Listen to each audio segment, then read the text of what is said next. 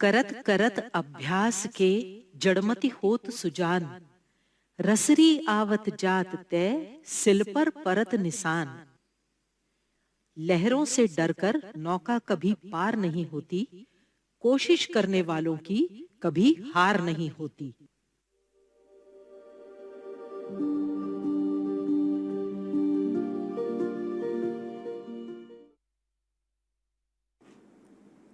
नमस्कार, इस सत्र में आपका स्वागत है। प्रेरणा क्या होती है? प्रेरणा वो शक्ति होती है जो हमें कार्य करने के लिए प्रेरित करती है। हम अपने जीवन में जो भी कुछ करते हैं, जो भी काम करते हैं, वो प्रेरणा की वजह से होता है। प्रेरणा किसे कहते हैं? प्रेरणा का महत्व क्या है? प्रेरणा का सामर्थ्य क्या है? इन सब के बारे में हम पिछले सत्र में विस्तार से चर्चा कर चुके हैं। तो आज हम बात करेंगे कि अपनी प्रेरणा को रिचार्ज कैसे किया जाए। इसके लिए हम पहले देखेंगे कि प्रेरणा और भावनाएं, इनका आपस में क्या संबंध है। फिर हम जानेंगे कि प्रेरणा में इच्छा का क्या महत्व है। सफलता और असफलता के डर पर कैसे काबू पाना, ये भी इस सत्र का एक हिस्सा होगा। और साथ ही जानेंगे एक संकल्पना, दृश्य कल्पना यानी विजुअलाइजेशन के बारे में। तो चलिए शुरुआत करते हैं। प्रेरणा और भावनाओं का बहुत निकट का संबंध है। सकारात्मक प्रेरणा में हम सकारात्मक सोच और भावनाओं की वजह से काम करते हैं, जैसे उत्साह, आनंद, खुशी इत्यादि। नकारात्मक प्रेरणा में हम नकारात्मक भावनाओं की वजह से काम करते हैं, जैसे उदासी, अवसाद, चिंता इत्यादि। यही नहीं, प्रेरणा और भावना यानी मोटिवेशन और इमोशन, ये दोनों एक ही लैटिन क्रिया यानी वर्ब से उत्पन्न हुए हैं, जिसका अर्थ है टू मूव।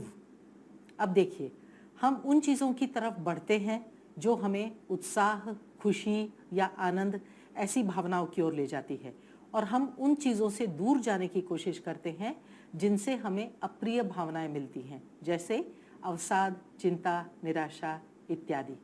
प्रेरणा और भावना का बहुत निकट का संबंध है। अब देखिए, सकारात्मक प्रेरणा में हम सकारात्मक सोच और सकारात्मक भावनाओं की वजह से काम करते हैं, जैसे उत्साह, आशावाद। और जबकि नकारात्मक प्रेरणा में हम नकारात्मक सोच और नकारात्मक भावनाओं की वजह से काम करते हैं, जैसे उदासी या निराशावाद। यही नहीं, प्रेरणा और भावना यानी मोटिवेशन और इमोशन, ये दोनों शब्द एक ही लैटिन वर्ड यानी एक ही लैटिन वर्ब से उत्पन्न हुए हैं, जिसका अर्थ है टू मूव यानी बढ़ना। हम उन चीज़ों की तरफ बढ़ते हैं जो हमें खुशी, उत्साह, आनंद ऐसी प्रिय भावनाओं की तरफ ले जाती है, और हम उन चीज़ों से दूर जाने की कोशिश करते हैं जो हमें अप्रिय भावनाएं यानी चिंता, भय, आशंका इन सब की ओर ले जाती। प्रेरणा में दो बहुत ही तीव्र यानी स्ट्रॉन्ग पर एक दूसरे के विपरीत भावनाएं निहित है, यानी वे प्रेरणा का हिस्सा है। और वो दो भावनाएं कौन सी हैं? डर और इच्छा। देखा आपने, दोनों एकदम विपरीत भावनाएं हैं, पर ये दोनों भावनाएं प्रेरणा का हिस्सा है। डर क्या है? आइए ये पहले देखते हैं। तो डर चिंता का ही एक रूप है, चिंता की ही एक छटा है। जैसे चिंता एक भावना है, उसका ही एक रूप है डर। ये हमें खतरे की अपेक्षा से उत्पन्न होता है। आपको जानकर आश्चर्य होगा कि डर ये सबसे शक्तिशाली भावनाओं में से एक है जो प्रेरणा को प्रभावित कर सकता है। ये आपके अंदर घबराहट पैदा करता है जो अक्सर बेवजह होती है, और डर की वजह से आप अपने लक्ष्य से चूक भी जाते हैं। दूसरी ओर इच्छा, जो डर के विपरीत भावना है, यह एक मजबूत सकारात्मक चुंबक यानी मैग्नेट की तरह है। ये आपको संतोषजनक लक्ष्य प्राप्त करने के लिए प्रेरित करती है। ये योजनाओं और कोशिशों को प्रोत्साहित करती है। आप अभी जहाँ हैं और आप जहाँ पहुँचना चाहते हैं, जो मुकाम हासिल करना चाहते हैं, उसके बीच की भावनिक अवस्था को हम इच्छा कह सकते हैं। आपको सफलता पाने की इच्छा होनी चाहिए। अगर आप खुद में बेहतर परिवर्तन लाना चाहते हैं, उसके लिए भी आपकी इच्छा होनी चाहिए। तो डर और इच्छा व्यक्ति को विपरीत दिशा में ले जाते हैं। डर हमारी पिछली जिंदगी की तरफ देखता है, इच्छा हमारे भविष्य की ओर देखती है। डर पुराने दर्द, निराशाओं, असफलताओं और अप्रियताओं की तरफ हमारा ध्यान ले जाता है और याद दिलाता है कि ये फिर से हो सकता है। इच्छा पुरानी खुशियों और सफलताओं की याद दिलाती है और भविष्य में और सुखद अनुभव बनाने को प्रेरित करती है। एक डरा हुआ व्यक्ति ये कहेगा, मैं ये नहीं कर सकता, ये करना संभव नहीं है, मैं ये नहीं करूँगा, कुछ हो गया तो। इस तरीके के वाक्य एक डरा हुआ व्यक्ति बोलेगा। और जबकि एक व्यक्ति जिसमें इच्छा है वो कहेगा, इस काम में मुझे बहुत संभावनाएं दिख रही हैं, मैं ये कर लूँगा, मैं ये करना चाहता हूँ। सफलता सिर्फ कुछ लोगों की जमा पूंजी नहीं होती। आपको सफल होने के लिए बहुत अमीर या शक्तिशाली, तगड़ा होने की ज़रूरत नहीं है। सफलता निर्भर होती है आपकी इच्छा, आपका फोकस और आपकी दृढ़ता पर। ज़्यादा प्रयत्न करना, खुले मन से अलग दृष्टिकोण अपनाना और अच्छे लक्ष्य या वांछित परिणामों की तरफ ध्यान केंद्रित करना, यही तो सफलता के राज हैं। इच्छा की वजह से सफल होने के लिए हमें ऊर्जा मिलती है। पर ध्यान रखिए, अपने लक्ष्य तक पहुंचने के लिए सिर्फ इच्छा काफ़ी नहीं है, इसके साथ आत्म अनुशासन होना भी ज़रूरी है। आप चांद पर जाना चाहते हो, मन ही मन आपने चांद पर खड़े हुए खुद की तस्वीर भी देख ली हो, पर वास्तव में आत्म अनुशासन के बिना आप रॉकेट के लॉन्च पैड के इर्द गिर्द भी नहीं पहुंच पाएंगे। आपको ओपरा विन्फ्रे की कहानी सुनाती हूँ। ओपरा विन्फ्रे एक प्रसिद्ध अमेरिकन अभिनेत्री, टीवी पर्सनैलिटी और सफल व्यवसायी हैं। उनका बचपन बहुत ही कठिन परिस्थितियों में बीता, पर आत्म अनुशासन और दृढ़ता की वजह से वे अपनी हर कठिन परिस्थिति पर विजय पाती गईं, अपनी अस्वीकृतियों पर विजय पाती गईं और आज वो प्रसारण और मीडिया क्षेत्र की सबसे धनी और शक्तिशाली महिलाओं में से एक हैं। उनका कहना है कि अगर आपका पूरा ध्यान इस बात पर केंद्रित हो कि आपके पास क्या नहीं है, तो आपके पास कभी भी पर्याप्त नहीं होगा। इसका अर्थ है कि अगर आप अपना पूरा ध्यान इस चीज़ पर लगाते हैं कि आज आपके पास में किन चीज़ों की कमी है, तो संभव है कि आपके पास में जो चीज़ें हैं वो आपके लिए कभी भी पर्याप्त नहीं होंगी। ओपरा विन्फ्रे ये भी कहती हैं कि आपके साथ आलीशान गाड़ियों में सफ़र करने की चाह बहुत लोग रखते होंगे, पर आपको कोई ऐसा व्यक्ति चाहिए जो आपके साथ बस में सफ़र करने में ना हिचके।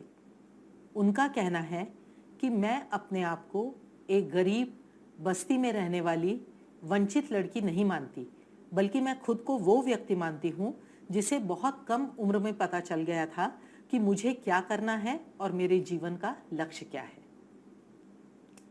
ठीक इसी तरह माइकल जॉर्डन, जो बास्केटबॉल के विश्व प्रसिद्ध खिलाड़ी हैं, उन्हें भी अपनी स्कूल की टीम से बाहर निकाल दिया गया था क्योंकि वे प्रतिभाशाली नहीं थे। अब आप सोचिए, क्या होता अगर उन्होंने तभी वो खेल छोड़ दिया होता जिससे वह इतना प्यार करते थे। पर ऐसा नहीं हुआ। उन्हें मिली पहली अस्वीकृति ने उनके खेलने के निश्चय को और भी दृढ़ कर दिया और अभ्यास के लिए प्रेरित किया। अपने प्रारंभिक निराशा के बारे में माइकल जॉर्डन कहते हैं कि मैंने मेरे करियर में 9000 से भी ज़्यादा अधिक शॉट्स गंवाए हैं। लगभग 300 मैचों में मेरी वजह से मेरी टीम हार गई। 26 बार मुझे जीत का शॉट लेने के लिए भेजा गया, लेकिन मैंने उनको गंवा दिया। मैं अपने जीवन में बार बार विफल हुआ, बार बार असफल हुआ और इसीलिए आज मैं सफल होता हूँ। आगे बढ़ने से पहले चलिए कुछ प्रश्न देखते हैं। आपको इनके उत्तर देने हैं। आप सोच समझकर विचार करके इनके उत्तर लिखिए। इसके लिए कुछ समय लीजिए। तो पहला प्रश्न है, जब आप असफलता का सामना करते हैं तब आपके विचार क्या होते हैं? आपको 5 विचार लिखने हैं।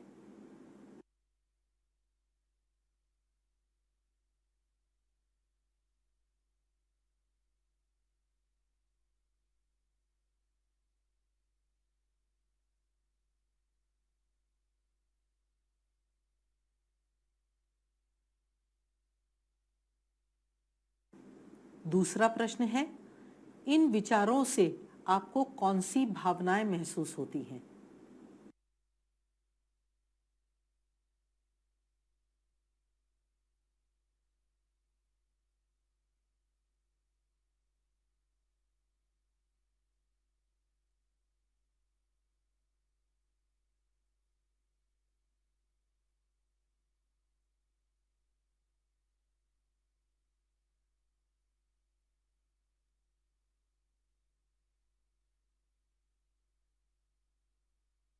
तीसरा प्रश्न है, इन भावनाओं के कारण आपका वर्तन क्या होता है?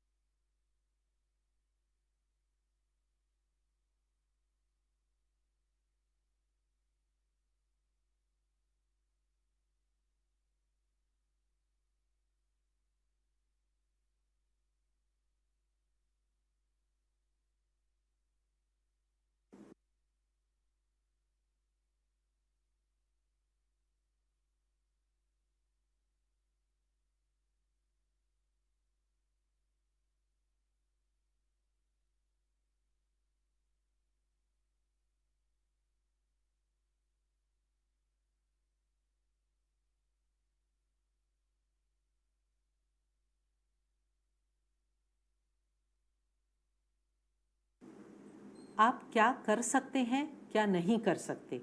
आप क्या हासिल कर सकते हैं, क्या नहीं कर सकते? इसकी सीमाएं आप खुद ही तय करते हैं। खुद से कम अपेक्षाएं रखना, अपने काम के प्रति कमिटमेंट न होना, ये आपकी क्षमताओं को सीमित कर देता है। एक और चीज़ जो आपकी क्षमताओं को सीमित करती है, वो है असफलता का डर। कई बार असफलता का डर एक नकारात्मक प्रेरणा उत्पन्न करता है जो आपके लिए उपयोगी हो।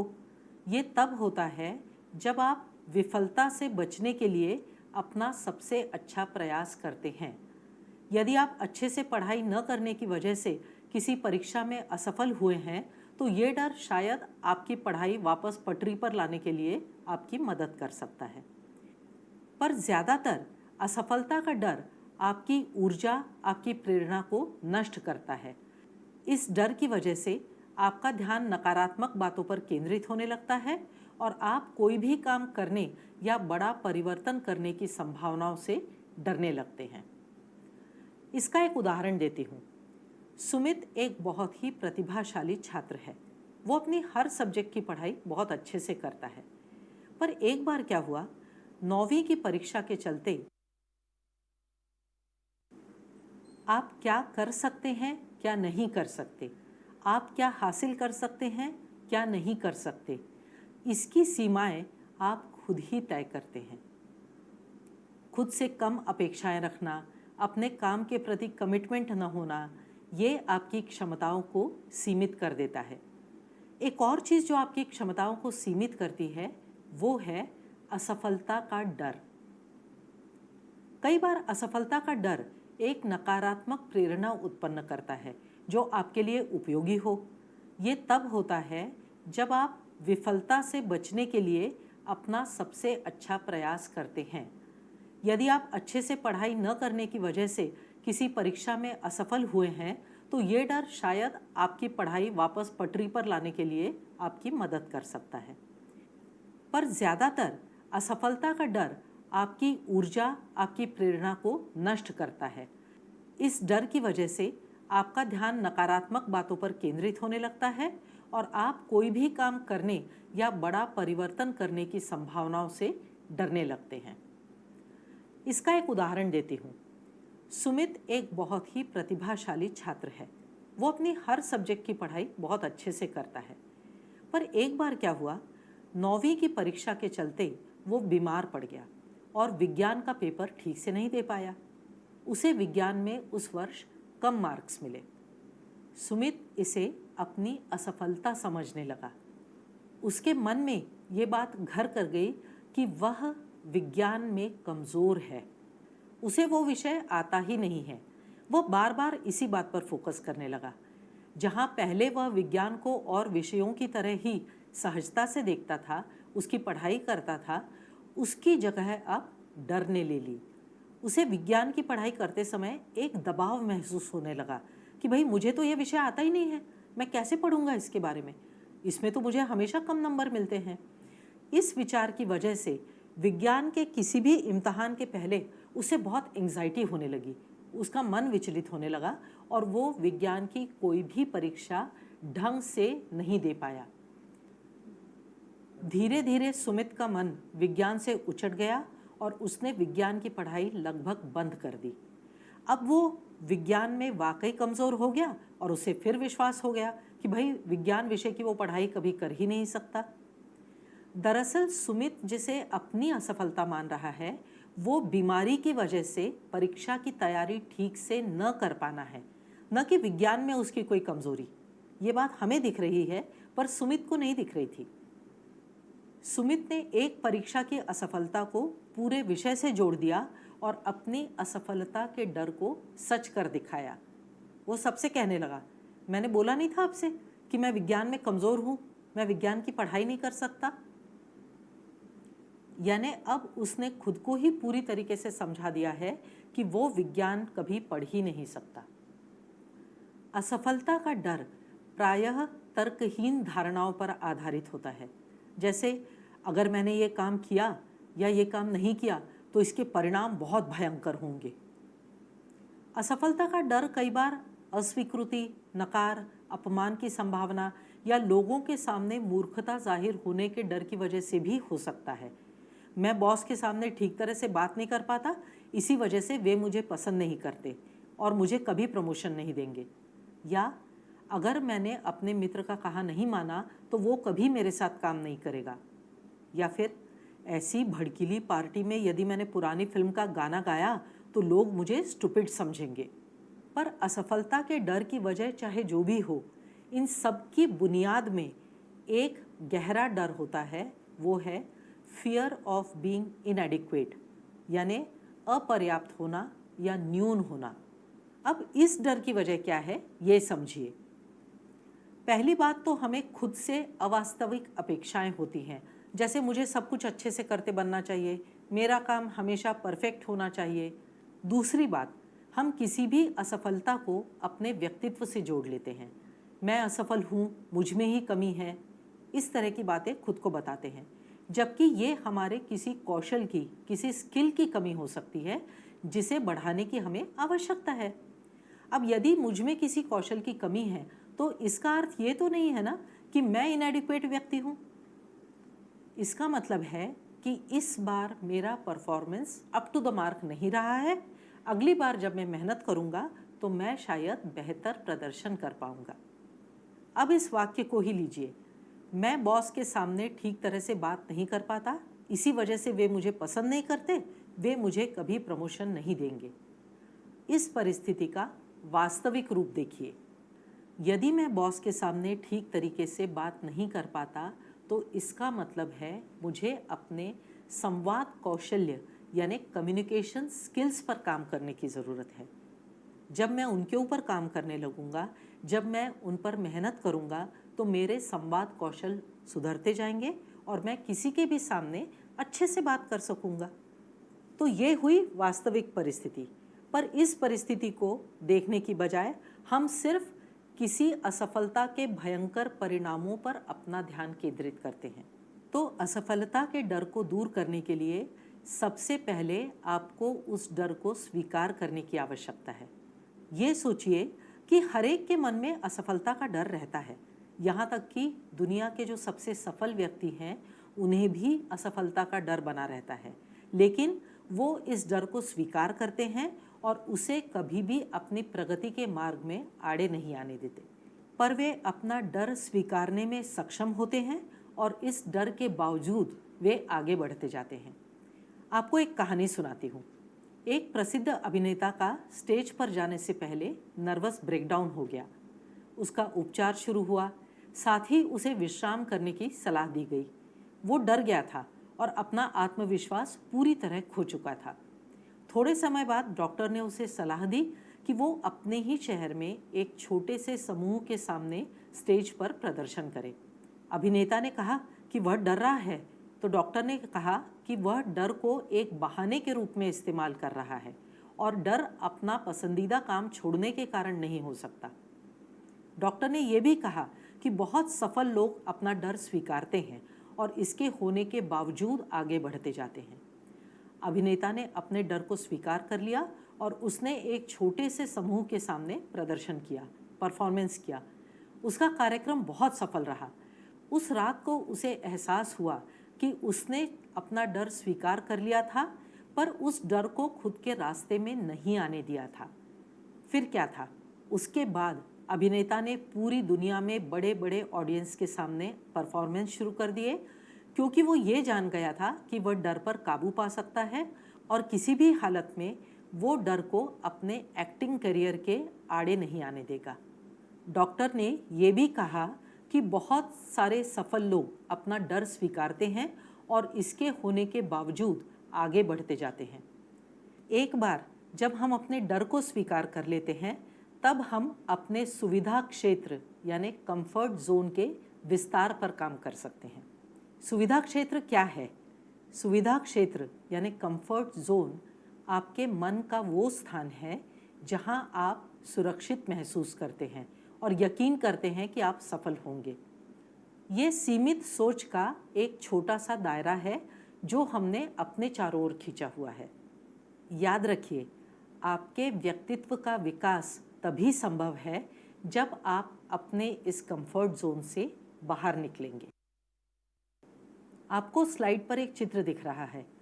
इस चित्र को देखिए और अपने मन में कल्पना कीजिए कि ये चित्र आपको आपके कंफर्ट जोन से ग्रोथ जोन का ट्रांजिशन दिखा रहा है। शुरुआत में आप बहुत ही आराम से अपने सुविधा क्षेत्र यानी कंफर्ट जोन में रहते हैं, जहां आप अपनी रोजमर्रा की जिंदगी को एक ही सांचे में जीते रहते हैं। इस जिंदगी में कोई उतार चढ़ाव नहीं होता, कोई विकास नहीं होता है। बस मशीन की तरह आप रोज सुबह उठते हैं, अपने निश्चित काम करते हैं और रात को सो जाते हैं।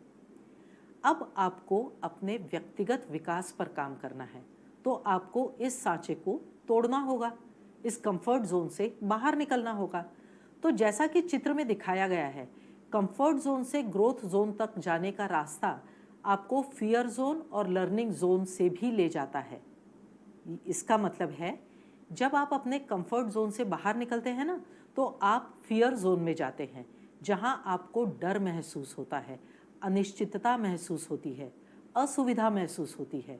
यहाँ आप खुद को दलीलें देते हैं, एक्सक्यूजेस देते हैं कि अरे भाई, इतना स्ट्रगल करने की क्या ज़रूरत है, हम जैसे हैं वैसे ही ठीक है। यानी आप वापस कंफर्ट जोन में जाने की कोशिश करते हैं, पर आपको इस डर पर काबू पाना होगा। ये आवश्यक है, क्योंकि डर के आगे जीत है। जब आप अपने डर पर काबू पाकर फियर जोन में से आगे निकलते हैं, तो आप चुनौतियों का सामना करना सीखते हैं, अपने कौशल, अपनी क्षमताएं बढ़ाना सीखते हैं। ये लर्निंग जोन है। इसकी वजह से आप अपने कंफर्ट जोन को और भी बढ़ाते हैं, उसे और बड़ा करते हैं, और इसी तरह आगे बढ़ते बढ़ते आप अपने लक्ष्यों को, उद्देश्यों को समझने लगते हैं, नए लक्ष्य बनाने लगते हैं, अपने सपनों को साकार करने लगते हैं। यहाँ से आपका व्यक्तिगत विकास शुरू होता है, यानी ग्रोथ जोन। किसी भी बड़े लक्ष्य की प्राप्ति के लिए ये आवश्यक है कि आप अपने सुविधा क्षेत्र यानी कंफर्ट जोन से बाहर निकलें। किसी लक्ष्य को प्राप्त करने के लिए आपको नए क्षेत्रों में स्थलांतरित करने की आवश्यकता है, आपको नई चीज़ें सीखने की आवश्यकता है। ये काफ़ी तनावपूर्ण हो सकता है। इतना तनावपूर्ण न हो कि आप अपना लक्ष्य ही त्याग दें। इसके लिए एक तरकीब है। आप जब अपने कंफर्ट जोन से बाहर कदम रखेंगे, तो छोटे छोटे कदम उठाते जाएं। ये छोटे कदम चुनौतीपूर्ण तो हों, लेकिन बहुत ज़्यादा असुविधाजनक ना हो, यानी बहुत ज़्यादा अनकंफर्टेबल ना हो। जैसे जैसे आप छोटे छोटे कदम उठाते जाएंगे, आपका कंफर्ट जोन विस्तारित होता जाएगा। आपको उदाहरण देती हूँ। मान लीजिए मुझे बास्केटबॉल सीखना है, तो मैं इसकी शुरुआत कैसे करूँगी? अगर मैं डायरेक्ट कंफर्ट जोन से ग्रोथ जोन में जाना चाहती हूँ, तो ये तो संभव नहीं होगा। मैं ऐसा तो नहीं कर सकती कि आज मुझे खेलते नहीं आता और कल मैं सीधे उठा करके बास्केट में बॉल डाल सकूं। ऐसा तो नहीं होगा। इसके लिए मुझे प्रयत्न करना होगा, अपने कंफर्ट जोन से बाहर निकलना होगा। तो सबसे पहले मैं क्या करूँगी, दौड़ने का अभ्यास करूँगी, अपना स्टैमिना बढ़ाऊँगी। फिर उसके बाद में मैं किसी कोचिंग में जाऊँगी जहाँ वो कोच मुझे धीरे धीरे आगे बढ़ना सिखाएंगे। कैसे सिखाएंगे? सबसे पहले वो मेरे हाथ में बॉल देंगे और कहेंगे इसे पकड़कर दौड़ना सीखो। जब मैंने वो सीख लिया, फिर वो मुझे कहेंगे एक ही जगह खड़े होकर उस बॉल को टप्पे खिलाओ, यानी ड्रिबलिंग करो, एक ही जगह खड़े होकर। तो मैंने मान लीजिए 100,000 बार प्रैक्टिस की। जब मुझे वो स्किल आने लगा, उसके बाद में वो कहेंगे अब इस बॉल को दौड़ते दौड़ते ड्रिबल कराओ, यानी मैं दौड़ते दौड़ते उस बॉल को ड्रिबलिंग करा रही हूँ। इसके बाद में वो मुझे कहेंगे कि ठीक है, अब तुम ये बॉल लो, ड्रिबल कराओ और अपने साथी को पास करो, और साथ ही जब तुम्हारा साथी उसे पास करे तो तुम उसे कैच करो। ये सब तुम्हें दौड़ते हुए करना है। अब देखिए, मैं छोटे छोटे कदम ले रही हूँ हर बार। तो अब मैंने क्या किया, इसकी प्रैक्टिस की कि मैं और मेरा साथी हम दोनों आगे बढ़ रहे हैं, वो मुझे बॉल दे रहा है और मैं दौड़ते हुए ही उसे कैच कर रही हूँ। जब एक बार ये सारी प्रोसेस हो गई तो उसके बाद में मेरे कोच मुझे बताएंगे कि ठीक है, अब तुम दौड़ते हुए आओ, उस बॉल को लो और बास्केट में डालो। तो अपने कंफर्ट जोन से बाहर निकल करके एक अच्छा बास्केटबॉल खिलाड़ी बनने के लिए मैंने छोटे छोटे कदम उठाए। हर कदम चुनौतीपूर्ण था, लेकिन असुविधाजनक नहीं था। इसका एक और उदाहरण देखते हैं। मान लीजिए आपके ऑफिस में एक अहिंदी भाषी व्यक्ति आए हैं। वे काफ़ी नेचर में अच्छे हैं, आप उनसे दोस्ती करना चाहते हैं, लेकिन वे सिर्फ अंग्रेज़ी में बात करते हैं और आप सिर्फ हिंदी में बात करते हैं। तो अगर आप अपने कंफर्ट जोन से बाहर नहीं निकलना चाहते हैं तो आप कहेंगे भाई वो हिंदी सीख ले और मुझसे आकर बात करे। लेकिन यहाँ आप खुद उनसे मित्रता करना चाहते हैं, इसीलिए आप अपने कंफर्ट जोन से बाहर निकल रहे हैं। तो आप क्या करेंगे? इसके लिए आपको किस चीज़ की ज़रूरत है? आपको अंग्रेज़ी सीखने की ज़रूरत है। लेकिन उसके साथ ही सबसे पहले आप उनसे एक हाय हेलो का रिश्ता बनाएंगे। गुड मॉर्निंग तो आजकल हर किसी को आता है कहना, तो आप उनसे गुड मॉर्निंग कहेंगे, उनको विश करेंगे, ताकि आप दोनों में एक छोटा सा रिश्ता कायम हो जाए। फिर आप कुछ अंग्रेज़ी सीखना शुरू करेंगे। हो सकता है अगर वे आपसे मित्रता चाहें तो वो भी हिंदी सीखना शुरू कर दें। धीरे धीरे आप अपनी इंग्लिश का स्तर बढ़ाएंगे, वो अपनी हिंदी का स्तर बढ़ाएंगे, और एक दिन ऐसा आएगा जब आप दोनों एक दूसरे से बहुत कंफर्टेबली बातचीत कर सकेंगे। तो अब जबकि हम अपने कंफर्ट जोन के बारे में बात कर चुके हैं, हम उसमें से बाहर निकलने के लिए कैसे छोटे छोटे कदम उठा सकते हैं, इसके बारे में जान चुके हैं, तो आइए एक छोटी सी क्विज करते हैं। आप अपनी स्क्रीन पर एक प्रश्न देख सकते हैं। अपने एक शॉर्ट टर्म लक्ष्य को ध्यान में रखते हुए आप अपने सुविधा क्षेत्र का विस्तार करने की स्टेप्स लिखिए। अब आपका ये लक्ष्य क्या दिया हुआ है आपको? 2 व्हीलर सीखना। इसके लिए आप कौन कौन से कदम उठाएंगे अपने कंफर्ट जोन से बाहर आने के लिए? आप सोच समझकर उन स्टेप्स को लिखिए और इस प्रश्न का उत्तर दीजिए। इसके लिए आप कुछ समय ले सकते हैं। असफलता के डर को दूर करने का एक और तरीका है असफलता को समझना, उस पर विचार करना। याद रखिए, असफलता एक अवांछित परिणाम है, अनवांटेड रिजल्ट। ये एक घटना है, आपकी नियति नहीं है। सच पूछे तो असफलता एक टूल है, एक औजार है जिसका आप उपयोग कर सकते हैं। ये एक फीडबैक है, ये जानने के लिए कि आपको कहाँ सुधार लाने की आवश्यकता है।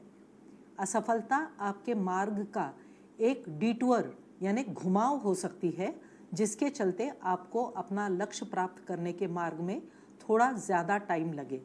पर यह कोई डेड एंड या गतिरोध नहीं है जिसे आप कभी पार ही न कर सकें। आप अपने आप से पूछिए कि आपको ज़्यादा दुख किस वजह से होगा? असफल होने की वजह से होगा या असफल होने के डर से आपने सफल होने के जो मौके गंवाए हैं उनकी वजह से होगा? ये सोचिए कि 20 साल के बाद में जब आप पीछे मुड़कर अपनी ज़िंदगी की तरफ देखेंगे तो सफल होने के लिए गंवाए गए इन मौक़ों के बारे में आप कैसा महसूस करेंगे? क्या आपका मन उन विचारों से नहीं भर जाएगा कि अरे, असफलता के डर से मैंने कितने मौके गंवा दिए, यदि मैं ये मौके लेता तो मैं क्या क्या कर सकता था। असफलताएं जीवन का हिस्सा है। जब भी हम कोई नया काम शुरू करते हैं या नई कोशिश करते हैं तो असफलता का डर तो लगा ही रहता है। आप खुद याद कीजिए, जब आपने पहली बार साइकिल चलाना सीखा तो जब तक आपने कोशिश नहीं की थी आपको तो पता भी नहीं था ना कि आप साइकिल चला पाएंगे या नहीं। कई बार सफलता प्राप्त करने के लिए बहुत कोशिश करनी पड़ती है, पर जब एक बार आप सफल हो जाते हैं तो आपका आत्मविश्वास बढ़ जाता है। आप ये समझ जाते हैं कि आप किसी नए काम को करने में सफल हो सकते हैं। अभिनेता जिम कैरी को उनकी कॉमेडी करने की पहली कोशिश में बहुत परेशान किया गया, हूट किया गया, तो उन्होंने अगले 2 साल तक कॉमेडी करने की कोशिश ही नहीं की। वे कहते हैं कि मुझे नहीं पता 2 साल बाद मुझे फिर किस चीज़ ने प्रेरित किया। मैंने सोचा कि एक बार फिर कोशिश करके देखता हूँ, क्योंकि असफलता तब तक किसी चीज़ का अंत नहीं हो सकती जब तक आप कोशिश करना नहीं छोड़ देते। यानी नो फेलियर और no defeat is final until you stop trying. हमारे फिल्म जगत के सुप्रसिद्ध अभिनेता अमिताभ बच्चन की कहानी से तो हम सब परिचित ही हैं। पहली बार जब वे आकाशवाणी में ऑडिशन देने के लिए गए तो उन्हें ये कहकर रिजेक्ट कर दिया गया था कि उनकी आवाज़ बहुत ज़्यादा भारी है और ये आकाशवाणी के पर्पस को सूट नहीं करती। इसके बाद जब उन्होंने फिल्मों में आने की कोशिश की तो उन्हें शुरुआती दौर में बहुत बार अस्वीकृति और असफलता का सामना करना पड़ा। उनकी शुरुआती दौर की फिल्में फ्लॉप हो गईं। एकाध फिल्म सफल हुई, पर अधिकतर फिल्मों के फ्लॉप होने की वजह से कोई भी निर्देशक उन्हें फिल्मों में लेने से कतराने लगे, पर उन्होंने कोशिश करना नहीं छोड़ा। नतीजा हम सबके सामने है। अमिताभ बच्चन कहते हैं कि असफलताएं या तो आपको तोड़ देती हैं या वे आपके सफल होने के निश्चय को और दृढ़ बना देती हैं। तो चलिए एक बार फिर क्विज की ओर चलते हैं। आपको स्क्रीन पर कुछ प्रश्न दिखाए जाएंगे, आपको उनके उत्तर देना है। इसके लिए आप कुछ समय लीजिए। तो शुरुआत करते हैं। ऐसी कौन सी 5 चीज़ें हैं जो आप करना चाहते हैं लेकिन असफलता के डर से नहीं कर पा रहे हैं?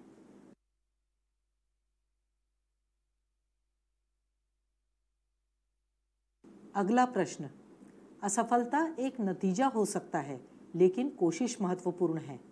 अगर आप अब इन चीज़ों में से किसी एक चीज़ को करने का निर्णय लेते हैं तो आपके कौन से विचार मदद कर सकते हैं?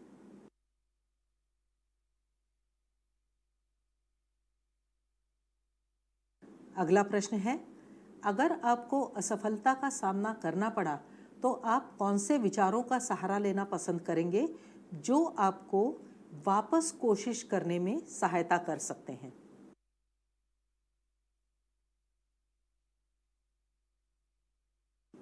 अगला प्रश्न, इन 5 चीज़ों में से कोई भी एक चीज़ करने के लिए 3 चुनौतीपूर्ण स्टेप्स लिखिए।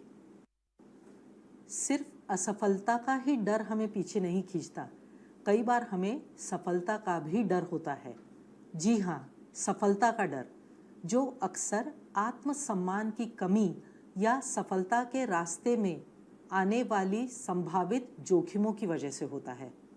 अगर आपको खुद पर विश्वास नहीं है, आपको अपनी क्षमताएं पता नहीं हैं, तो आप शुरू से ही हार रहे हैं। आप खुद को ये एक्सक्यूज़ देते हैं कि मैं इस सफलता के योग्य नहीं हूँ। वास्तव में आप ये कहना चाहते हैं कि मैं प्रयास करने के लायक नहीं हूँ। सफल व्यक्ति खुद को सफलता के योग्य मानते हैं। वो ये मानते हैं कि वो सफल होने के लिए किए जाने वाले प्रयासों के लायक हैं। ये आत्मसम्मान, खुद के प्रति ये आदर उनकी सफलता की उम्मीद को जीवित रखता है। सफलता का डर आपके हर लक्ष्य को परास्त कर सकता है और आपका बदलाव के लिए जो विरोध है उसका कारण बनता है। अब संगीता का ही उदाहरण लीजिए। वो उच्च शिक्षा प्राप्त करना चाहती है, पर वो डर रही है कि उसके समाज में कोई उच्च शिक्षित नहीं है, इसलिए वो उच्च शिक्षा के लायक ही नहीं है। अगर वो शिक्षित हो भी गई तो पता नहीं उसके दोस्त या परिवार वाले जो कभी कॉलेज गए ही नहीं हैं उससे कैसा व्यवहार करेंगे। शायद वो उसे घमंडी भी समझ सकते हैं। 3 साल बाद भी संगीता सिर्फ उच्च शिक्षा के बारे में सोच ही रही है। अभी तक उसने कोई निर्णय नहीं लिया है। तो अगर आपको सफलता के डर से लड़ने के तरीके खोजने हैं तो सबसे पहले आपको उन विचारों और भावनाओं को परखना होगा जो आपको पीछे खींचती हैं, और उन विचारों और भावनाओं पर काबू पाने के लिए उपाय ढूंढने होंगे। आप इसमें अपने आत्मसंवाद का प्रयोग कर सकते हैं, सेल्फ टॉक का प्रयोग कर सकते हैं, जैसे कि हमने पिछले स्लाइड में उदाहरण में भी देखा है और हम पिछले सत्रों में विचारों में आत्मसंवाद की बात भी कर चुके हैं। तो सकारात्मक आत्मसंवाद से आप सफलता के डर पर काबू पा सकते हैं। तो चलिए उन विचारों पर एक नज़र डालते हैं जो आपको पीछे खींचते हैं। पहला विचार देखिए, मैं सफल भी होता हूँ तो भी मैं खुश नहीं हो पाऊँगा। आपको क्या लगता है, यदि आपके पास में धन हो, यदि आपके पास सामर्थ्य हो, यदि आप लोगों की हाँ में हाँ मिला रहे हों, तो क्या आप वास्तविक रूप से खुश हो पाएंगे? देखिए, हमने पहले के सत्र यानी प्रेरणा के सत्र में देखा था कि खुशी और सफलता हमें आंतरिक लक्ष्यों को पूरा करने से मिलती है, जैसे अपने लक्ष्यों की तरफ बढ़ना और अपने लक्ष्यों और अपने जीवन मूल्यों के प्रति अपनी कमिटमेंट। ये चीज़ें हैं जो हमको वास्तविक खुशी देती हैं। तो आपको इस सोच में, इन विचारों में बदलाव लाना पड़ेगा। इसके साथ ही आपको अपने जीवन के कुछ और पहलुओं पर काम करना पड़ेगा ताकि आपकी खुशी सिर्फ एक लक्ष्य को प्राप्त करने पर निर्भर ना हो। कैसे करेंगे, चलिए देखते हैं। देखिए, हर व्यक्ति की ज़िंदगी कई हिस्सों में बटी होती है। अगर आप स्टूडेंट हैं तो आपके जीवन के कंपार्टमेंट्स या हिस्से कौन कौन से हैं? आपकी शिक्षा, आपका करियर, आपके दोस्त, आपका परिवार, आपका सामाजिक दायित्व, ये सब हुए आपके जीवन के अलग अलग हिस्से। अब इन सब में आपको कम से कम एक एक लक्ष्य तय करना चाहिए। जैसे अगर आप शिक्षा का गोल देखें कि शिक्षा के क्षेत्र में आप क्या लक्ष्य तय कर सकते हैं कि भाई इस साल मैं इस विषय को ज़्यादा अच्छे से समझूंगा, इसे ज़्यादा अच्छे से पढ़ूंगा और इसमें मैं अच्छे नंबर लाऊंगा। ये हो सकता है आपका लक्ष्य अपने एजुकेशन के कंपार्टमेंट में। दूसरा, करियर के लिए आपका क्या लक्ष्य हो सकता है कि बड़ा होकर के मुझे डॉक्टर बनना है, तो मुझे अभी से प्रतियोगी परीक्षाओं की तैयारी शुरू कर देनी चाहिए। यानी आपका लक्ष्य क्या हुआ? प्रतियोगी परीक्षाओं में सफलता। तीसरा समझिए आपका पारिवारिक लक्ष्य। मान लीजिए आपके परिवार में आपकी छोटी बहन है और उसकी 10वीं की परीक्षा है, तो इसके लिए आप क्या लक्ष्य रख सकते हैं कि मैं अपनी छोटी बहन को पूरे समय मोटिवेट करता रहूँगा, उसे प्रेरित करता रहूँगा और जहाँ तक संभव हो उसकी पढ़ाई में सहायता करूँगा। ये आपका पारिवारिक लक्ष्य हो सकता है। अब अपने दोस्तों के प्रति आपका क्या लक्ष्य हो सकता है कि चाहे कुछ हो जाए, मैं अपने दोस्तों से हफ्ते में एक बार ज़रूर मिलूँगा, कम से कम उनके साथ आधा घंटा ज़रूर व्यतीत करूँगा, क्योंकि मुझे ये समझ में आ रहा है कि परीक्षाएं नज़दीक आ गई हैं और हम सभी लोग अपने अपने पढ़ाई में व्यस्त हो चुके हैं। हमें एक दूसरे के साथ समय नहीं मिलता, लेकिन मुझे मेरे दोस्तों की परवाह है। तो मेरा लक्ष्य है कि मैं कम से कम एक हफ्ते में उनसे आधा घंटा मिलूं, उनसे बातचीत करूं, उनके साथ समय बिताऊं। इसी तरीके से आपका सामाजिक लक्ष्य या सोशल गोल क्या हो सकता है कि मैं स्वच्छ भारत अभियान में जो 2 अक्टूबर को गांधी जयंती के दिन जो क्लीनलीनेस ड्राइव होने वाली है उसमें हिस्सा लूँगा। उस दिन मैं अपने बाकी के सारे काम बाजू में रखूँगा और कम से कम 2 या 3 घंटे किसी रास्ते की सफाई करूँगा। उसी तरह आप अपने स्किल्स या कौशल बढ़ाने में रुचि रखते हैं, ये भी आपके जीवन का एक हिस्सा है। आपको उसके लिए अभी समय नहीं मिल रहा है। क्यों? क्योंकि आप अभी अपनी पढ़ाई में व्यस्त हैं। तो इसके लिए आप क्या गोल रख सकते हैं कि हाँ, मैं मानता हूँ मुझे अभी टाइम नहीं मिल रहा है, लेकिन मुझे 1 महीने में कम से कम 2 ड्राइंग बनानी है। मैं सिर्फ इतना लक्ष्य रखूँगा। तो देखा आपने, अपने जीवन के हर हिस्से में, हर कंपार्टमेंट में आपने छोटे छोटे लक्ष्य तय कर लिए। जब आप इन्हें पूरा करेंगे तो देखिएगा आपको बहुत खुशी महसूस होगी। दूसरा विचार देखते हैं, मैं उम्मीदों पर खरा उतरने में सक्षम नहीं होऊंगा। लोग कभी कभी सफल व्यक्तियों से अवास्तविक अपेक्षाएं करते हैं, अनरियलिस्टिक एक्सपेक्टेशंस रखते हैं। ऐसा तो नहीं कि आप खुद से भी वैसे ही एक्सपेक्टेशन रख रहे हैं। क्या आपको लगता है कि एक सफलता के बाद अगर आप दूसरी सफलता नहीं हासिल कर सके तो आप असफल साबित होंगे, यानी अनसक्सेसफुल होंगे? इसके लिए आपको खुद से वास्तविक अपेक्षाएं यानी रियलिस्टिक एक्सपेक्टेशंस रखनी होंगी, जो आप सफल होने के बाद भी पूरी कर सकते हैं। लोग आपसे क्या अपेक्षाएं रखते हैं ये महत्वपूर्ण नहीं है, आप खुद से क्या अपेक्षा रखते हैं वो ज़्यादा इम्पॉर्टेंट है। तीसरा विचार देखिए, जिस समय मैं सफलता प्राप्त कर लूँगा तब शायद मैं उसे उड़ा दूंगा। सफलता कोई चीज़ नहीं है जिसे आप दूर कर सकते हैं। एक बात बताइए, क्या आप अंदर ही अंदर इस बात से चिंतित तो नहीं हैं कि आप उतने अच्छे नहीं हैं और किसी दिन कोई आपकी पोल खोल देगा?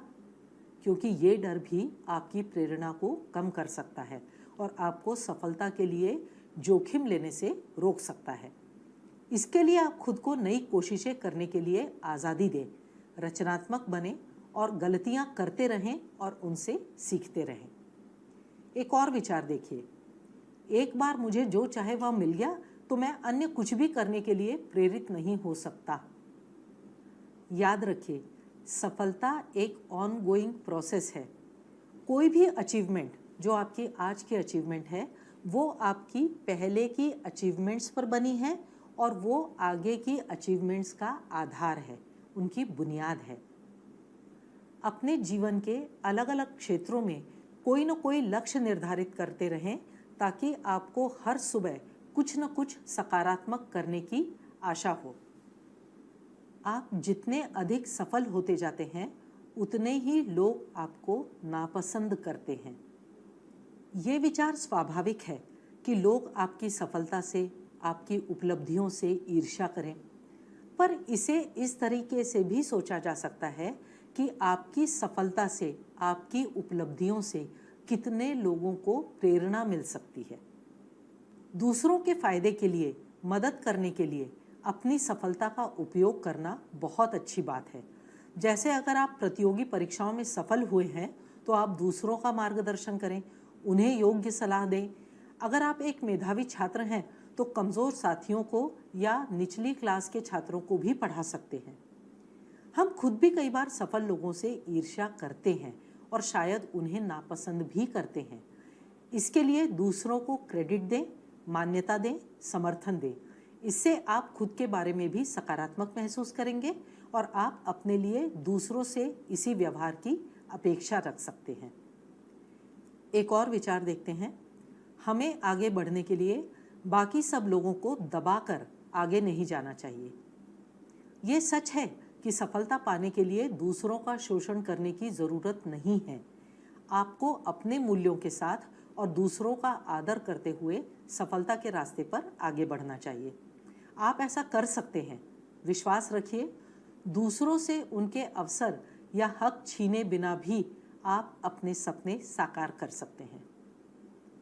जब हमें सफलता का डर होता है ना, तो हम बड़ी से बड़ी उपलब्धियों के बावजूद, बड़ी से बड़ी सफलताओं के बावजूद चिंतित और साशंक रहते हैं और अपनी सफलताओं का, अपनी उपलब्धियों का आनंद नहीं ले पाते। इसलिए आप यदि सफलता के डर पर काबू पाना चाहते हैं तो याद रखिए, आप शायद असफल हो सकते हैं परंतु हारे हुए नहीं हैं। अपने आप को गलतियां करने की अनुमति दीजिए, गलतियों से सीख लीजिए और आगे बढ़िए। दूसरों को प्रेरित करने के लिए अपनी सफलता का उपयोग कीजिए, क्योंकि ऐसा करने से आप दूसरों की ही नहीं, खुद की नज़रों में भी बहुत ऊपर उठ जाएंगे। तो अब वक्त है एक क्विज़ का। आपको स्क्रीन के ऊपर कुछ प्रश्न दिखाए गए हैं, उनका सोच समझकर उत्तर दीजिए। इसके लिए आप कुछ समय ले सकते हैं। आपको क्या करना है, निम्नलिखित परिस्थितियों में आने वाले 3 सकारात्मक और 3 नकारात्मक विचार लिखने हैं। तो पहली परिस्थिति है, पूरी क्लास के सामने प्रोफेसर आपके काम की प्रशंसा करते हैं। अगले हफ्ते आपको क्लास में प्रोजेक्ट प्रेजेंटेशन के लिए कहा जाता है। इस विषय में आपके 3 सकारात्मक और 3 नकारात्मक विचार आपको लिखने हैं।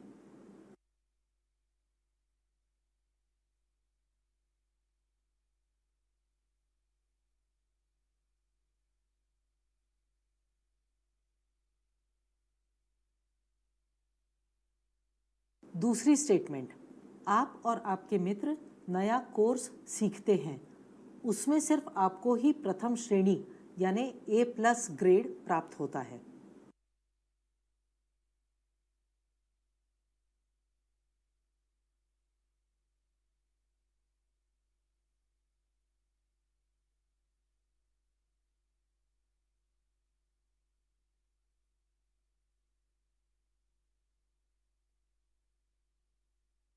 अगली स्टेटमेंट है, आपका कॉलेज फेस्टिवल का डांस परफॉर्मेंस देख के आपको इंटर कॉलेज कंपटीशन के लिए बुलावा आता है। ऐसे समय में आपके 3 सकारात्मक और 3 नकारात्मक विचार आपको लिखने हैं।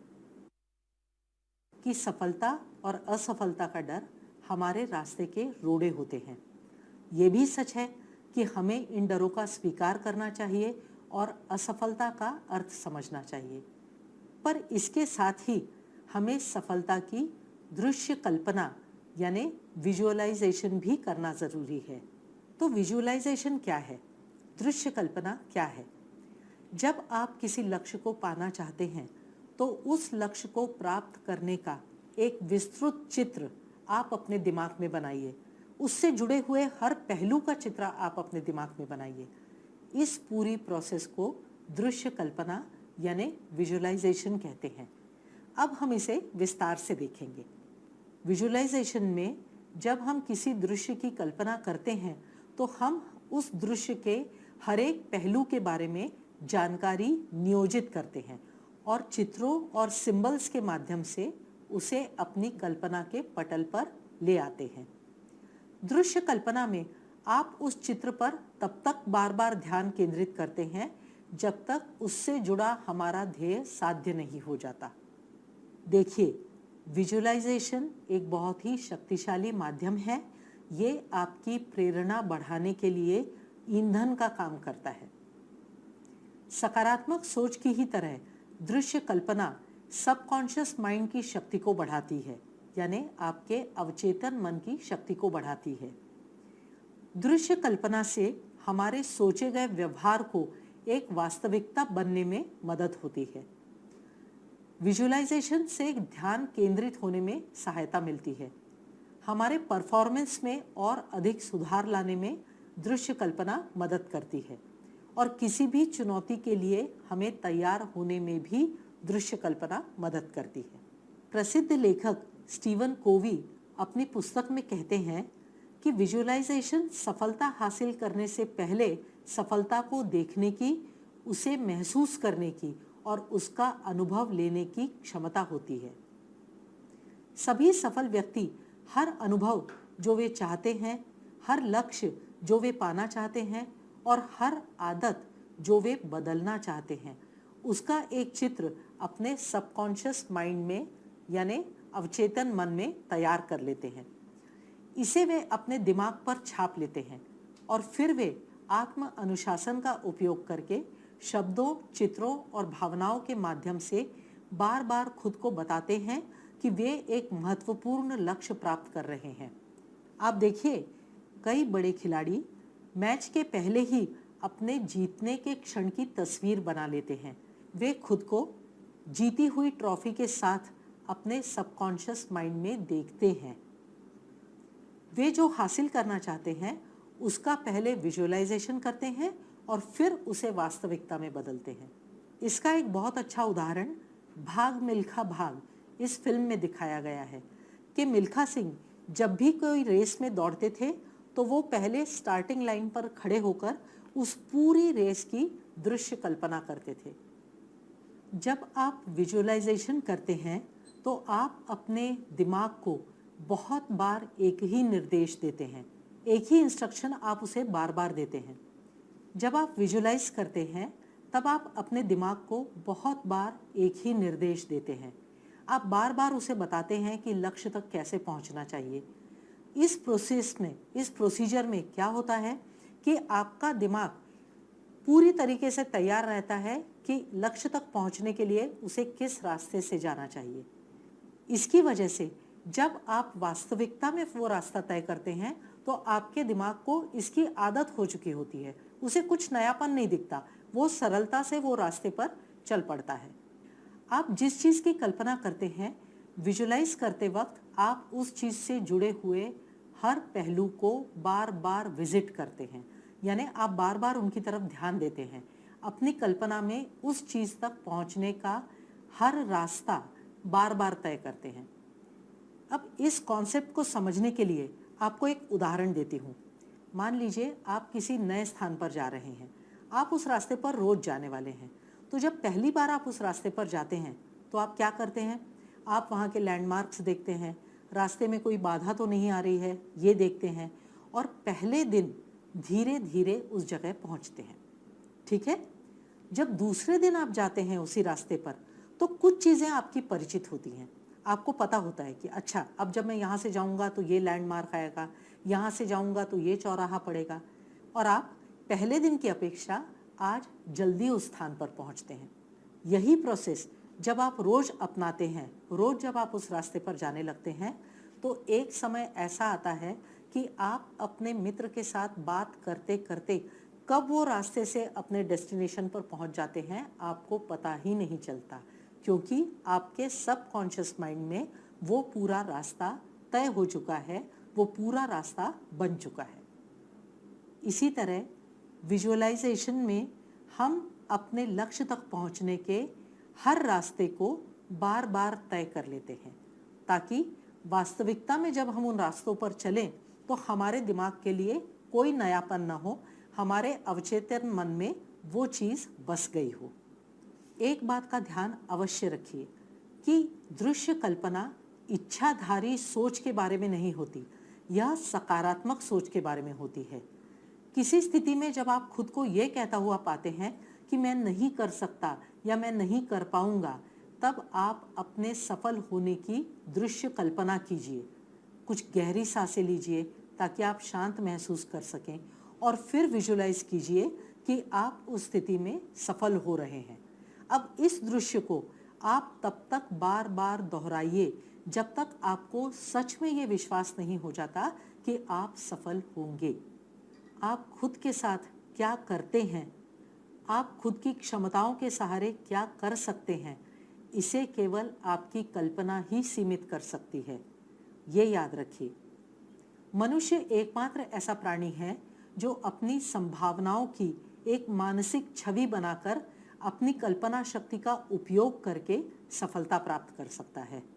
उदाहरण के लिए, क्या आप जानते हैं कि आज का हर एक आविष्कार जिसका आज आप आनंद उठाते हैं, जिसे आप ग्रांटेड लेते हैं, वो कभी किसी व्यक्ति की कल्पना का सिर्फ एक चित्र था? आपने राइट ब्रदर्स के बारे में सुना है, जब उन्होंने पहला विमान बनाया था तो उसकी उन्होंने कल्पना ही की होगी ना कि हाँ, ऐसी कोई चीज़ जो आकाश में उड़ सके। उन्होंने उसे पहले विजुलाइज किया, फिर उस कल्पना को वास्तविकता में उतारा। Bulb, TV, computer, mobile, phone, ऐसे कितने ही आविष्कार हैं, उनकी कल्पना किसी के दिमाग में पहले आई, उस व्यक्ति ने उसकी मन में छवि बनाई, और आज वही कल्पना साकार होकर हमारी जिंदगी का अटूट हिस्सा बन चुकी है। तो अब आपको समझ में आ रहा है कि विजुअलाइजेशन यानी कल्पना शक्ति का उपयोग करना कितना सामर्थ्यशाली है। इसीलिए कल्पना शक्ति यानी इमेजिनेशन को हमारे मन की रचनात्मक शक्ति यानी क्रिएटिव पावर भी कहते हैं। फ्रेंच सम्राट नेपोलियन ने कहा था कि कल्पना शक्ति दुनिया पर राज करती है। उनकी एक सदी के बाद प्रख्यात वैज्ञानिक एल्बर्ट आइंस्टाइन ने यह कहा कि कल्पना शक्ति ही दुनिया है। जिस दुनिया की आप अपने मन में तस्वीर बनाते हैं, उसी दुनिया में आप रहते हैं। आपकी कल्पना शक्ति आपके भाग्य को आकार दे सकती है। इसीलिए अपनी कल्पना शक्ति का उपयोग करके खुद को उस व्यक्ति के रूप में देखें जो आप बनना चाहते हैं। तो अब चलिए ये देखते हैं कि विजुअलाइजेशन कैसे करते हैं, इसकी प्रोसेस क्या है। तो इसके लिए सबसे पहले ज़रूरी है कि आपको जो चाहिए उसकी कल्पना आप तभी करें जब आप पूरी तरीके से शांत चित्त हो जाएं। सबसे पहले एक आरामदायी स्थिति में बैठें, फिर अपनी आंखें बंद करके कुछ गहरी सांसें लीजिए। अब ध्यान केंद्रित करने के लिए अपने लक्ष्य की एक छवि या स्थिति की कल्पना कीजिए। जैसे मान लीजिए आपका लक्ष्य है एक अच्छी नौकरी प्राप्त करना, तो उसकी एक छवि या उसकी एक स्थिति की कल्पना कीजिए। ध्यान रखिए, एक बार में सिर्फ एक ही चित्र बनाइए, उसी पर ध्यान दीजिए और तुरंत परिणाम पाने की कल्पना भी मत कीजिए। अब उस रिजल्ट को पाने के लिए हर उस स्टेप के बारे में सोचिए जिन्हें लेने की आपको ज़रूरत है। यानी अगर आप नौकरी पाना चाहते हैं, उसका अगर आपने मन में एक चित्र बना लिया है, तो नई नौकरी पाने के लिए आपको कौन से स्टेप्स लेने होंगे। जैसे पहले आपको आपका रिज्यूमे बनाना होगा, उसके बाद में आपको अपना रिज्यूमे पोस्ट करना होगा, अलग अलग कंपनियों में देना होगा, फिर आपको इंटरव्यूज़ के लिए बुलावा आएगा, आप उस इंटरव्यू की तैयारी करेंगे, आप वहाँ जाएंगे, इंटरव्यू में पास होंगे और फिर आपको नई नौकरी मिलेगी। तो हर एक स्टेप की कल्पना कीजिए। अगर किसी भी स्टेप पर आपको कोई अनिश्चितता या चिंता महसूस हो रही है, तो एक पल के लिए वहीं रुक जाइए और वापस उस स्टेप के पिछले स्टेप पर जाइए। फिर गहरी सांसें लीजिए और अपने आप को स्थिर कीजिए। और आप तभी आगे बढ़ें जब आप प्रत्येक विचार के साथ में एक सहजता महसूस कर रहे हों और अपने लक्ष्य की दृश्य कल्पना कर सकते हों। तभी आप इसके आगे के स्टेप की तरफ बढ़िए। तो चलिए विजुअलाइजेशन कैसे किया जाए, इसके ऊपर हम एक छोटी सी एक्सरसाइज करते हैं। मान लीजिए आपको आपकी कक्षा के सामने एक भाषण देना है। इसके लिए आप विजुअलाइजेशन के स्टेप्स को फॉलो कीजिए और इसकी दृश्य कल्पना कीजिए। इसके लिए आप कुछ समय ले सकते हैं।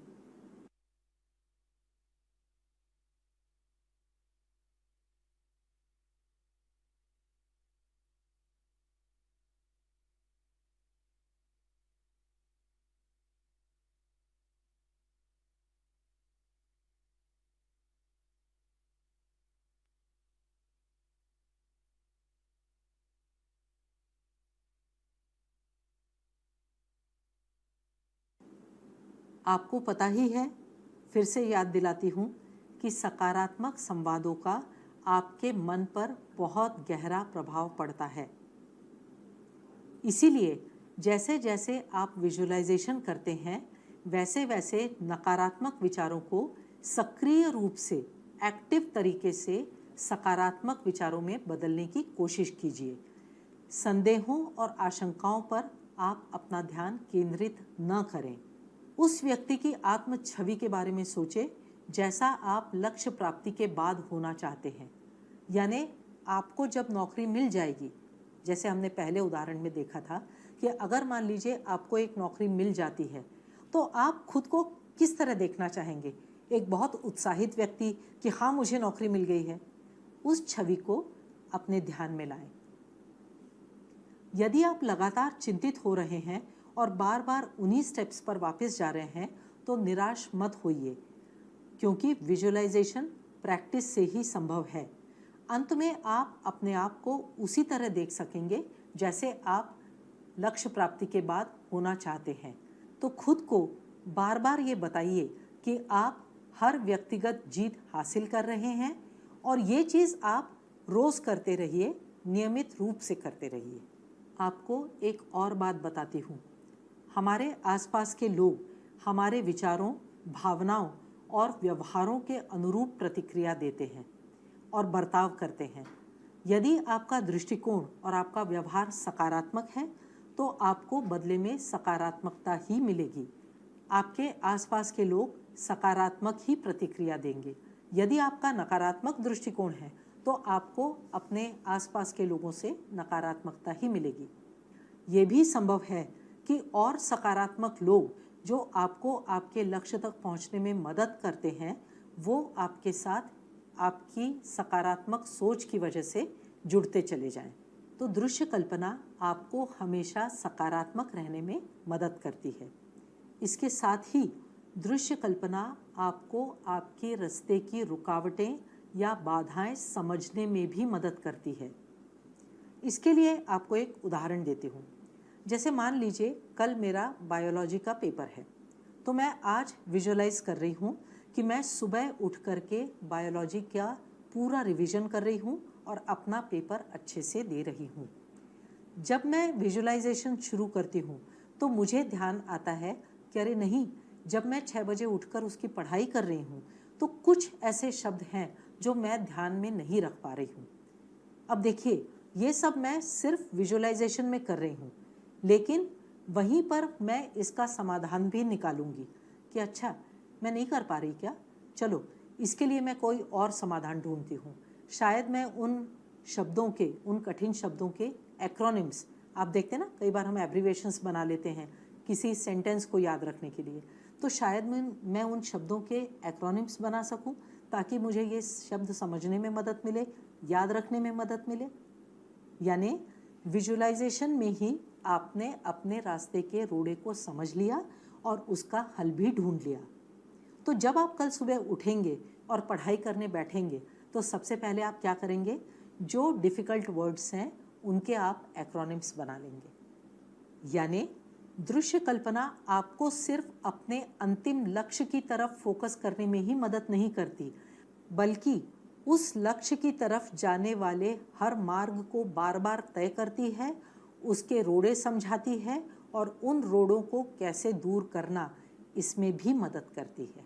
तो मित्रों, आज के सेशन में हमने प्रेरणा को कैसे रिचार्ज किया जाए इस बारे में बात की। इसमें हमने देखा कि प्रेरणाएं और भावनाएं, इनका आपस में क्या संबंध है। हमने ये भी देखा कि इच्छा का क्या महत्व है, असफलता के डर पर काबू कैसे पाया जाए और सफलता के डर पर काबू कैसे पाया जाए, इसके बारे में भी हमने चर्चा की। और अंत में हमने जाना एक कॉन्सेप्ट, दृश्य कल्पना यानी विजुअलाइजेशन। अप्पा जी के चतुराई की कहानी। विजयनगर के राजा कृष्णदेव राय के पास अप्पा जी नाम एक बहुत ही होशियार प्रधान था। अप्पा जी के होशियारी की बात दिल्ली के बादशाह तक पहुंच गई थी। एक दिन बादशाह को उसकी होशियारी की परख करने की इच्छा हुई। बादशाह ने हूबहू जिंदा आदमी जैसी दिखने वाली 3 मूर्तियां राजा कृष्णदेव के दरबार भेज दी। तीनों मूर्तियां बिल्कुल एक जैसी थी, उन्हें अलग से पहचानना नामुमकिन। इन मूर्तियों के साथ बादशाह ने ऐसा संदेश भेजा कि इन मूर्तियों की उत्तम, मध्यम, कनिष्ठ ऐसी श्रेणी लगाकर दिखाएं। यदि आप ये कर सके तो ही हम ये मानेंगे कि राजा कृष्णदेव के पास राजनयिक एवं चतुर लोग हैं। एक ही धातु से बनी, बिल्कुल एक जैसी दिखने वाली ऐसी ये मूर्तियां दरबार में लोगों के सामने रखी गई। कोई भी ये न समझ पा रहा था कि उनकी श्रेणी क्या होगी, वो कैसे लगाई जाए। अब राजा पूरी तरह से अप्पा जी के निर्णय पर निर्भर था। अप्पा जी ने मूर्तियां देखकर कहा कि वो अपना निर्णय अगले दिन देगा। राजा ने दूसरे दिन दरबार में जाते ही उससे उसका निर्णय पूछा।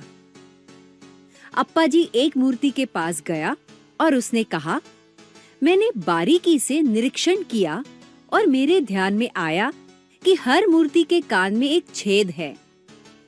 फिर मैंने इस मूर्ति के कान के छेद से एक पतली तार अंदर डाली। वो तार मुंह से बाहर निकली। ये मूर्ति कनिष्ठ श्रेणी की है। ये कहते हुए अप्पा जी दूसरी मूर्ति के पास गया और उसने कहा, इस मूर्ति के एक कान के छेद से जब मैंने तार अंदर डाली तो वो दूसरे कान से बाहर निकली, इसलिए ये मूर्ति मध्यम श्रेणी की है। और अंत में आखिरी मूर्ति के पास जाकर उसने कहा, जब मैंने इस मूर्ति के कान से तार डाली तो वो पेट में चली गई, इसलिए ये मूर्ति श्रेष्ठ है। राजा ने कहा, मैं कुछ समझा नहीं, तुम्हें इन तीनों का दर्जा भला कैसे पता चला? तो अप्पा जी ने कहा, बहुत आसान है महाराज, ये 3 मूर्तियां व्यक्ति निर्देशक है।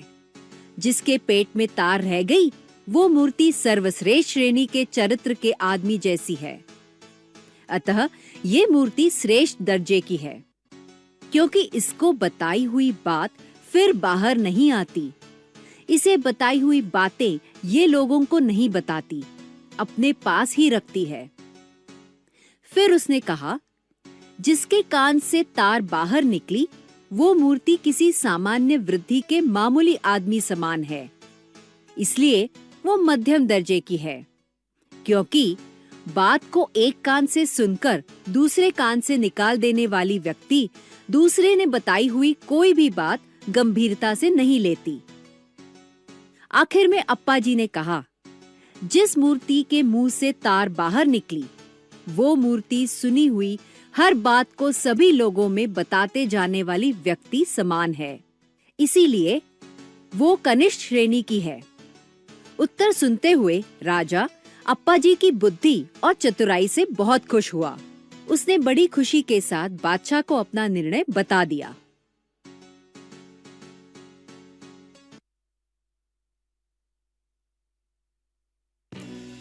Always look at the person who is talking to you.